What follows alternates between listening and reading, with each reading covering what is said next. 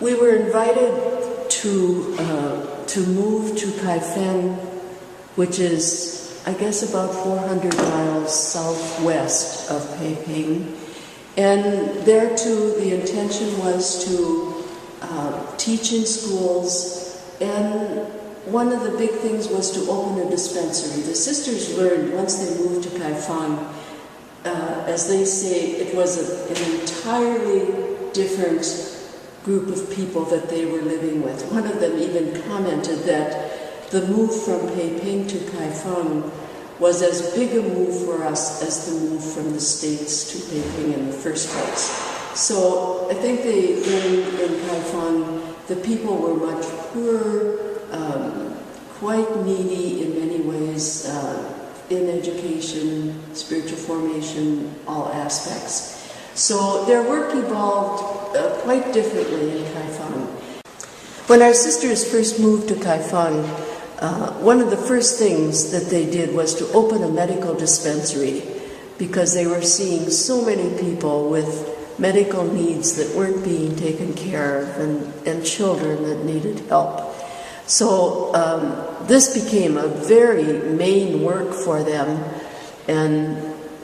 but they used that as an opportunity to get to know and to reach many, many people, and also catechetics. When the sisters would be there, people would come they seemed hungry for more than the medical care, but just responding to their spiritual longings and spiritual needs. Sister Anelda Wall was one of the nurses that went in the second group of 6 sisters that went to China. She was a nurse, and you see her here in a pedicab, and that's how they got around in the city. She made the comment that, well, when the sick aren't able to come to us, we go to them. Now, their ways of treating were very simple, and their supplies were very simple, but it was the best that they could do, and the people were very appreciative and welcomed the sisters. We did also open a school there for small children of the poor, no charge for them, but just running a school for the children of the city.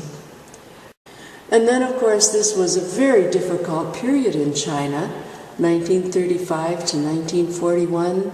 The Japanese were beginning to invade from the north, and so there were refugees, and there was flooding of the Yellow River, people needing to leave and come into the city.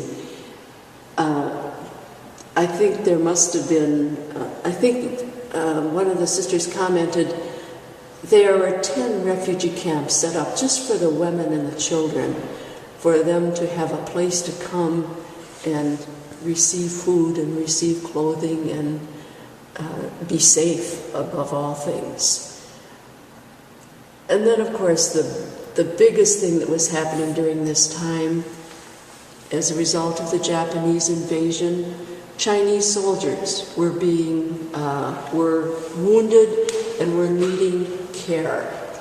And so what would happen, trainloads of the Chinese soldiers would travel from the north through Kaifeng, and they would stop there long enough to have medical teams come, and medical teams meaning very ordinary people dealing with this, treating them, wrapping their wounds, giving them the care. Thousands of Chinese soldiers. I think during the time that they did this, over about a 6-month period of time, 50,000 Chinese soldiers needed attention. Our sisters would spend long, long days and nights at the train station, meeting their needs right there. It was a strenuous time, but it was a time. By that time, a couple of the sisters that had joined the first 6 were nurses, which made this a little bit more possible to be giving the good care.